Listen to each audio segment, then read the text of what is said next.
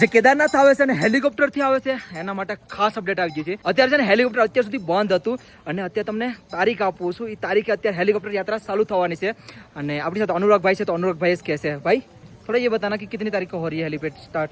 ये मतलब पंजीकरण हो गया 10 तारीख से शुरू होंगे 10 तारीख से शुरू हो रहा है और 15 से हेलीपैड हेलीकॉप्टर यात्रा चलेंगे. उड़ना स्टार्ट हो जाएगा.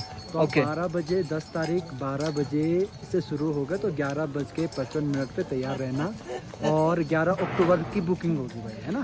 ओके 11 अक्टूबर तक की बुकिंग होगी ओके और आधे घंटे में स्लॉट फुल हो जाते हैं और IRTC की वेबसाइट से बुकिंग હું તમને આખું બધું કમ્પ્લીટલી આપી દઈશ. જો IRTC નું પણ આપી દઈ. એ વેબસાઇટમાંથી તમે રજીસ્ટ્રેશન કરજો. હેલિપેડની ઓરિજિનલ વેબસાઇટ છે અને હેલિપેડનું તમને પણ આપું છું તો એ હેલિકોપ્ટરની તમને ડેટ અને સમય પણ આપી દઈ તો એ રીતે તમે બુક કરજો. બાકી ભાઈ અત્યારે સમયની વાત કરું 3:17 થઈ ગઈ છે ને કેદાર ઘાટીમાં છે ને ધીરે ધીરે વરસાદ ચાલુ થઈ ગયો છે અને હજી છે ને આપણે ગુજરાતના ફેમિલી બધા આવે છે. હેલો જય શ્રી કેદાર.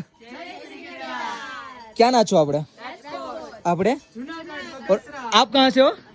आसाम. आसाम में कहाँ से? ओ कामाख्या देवी. मैं आया हूँ ना इसलिए थोड़ा याद है.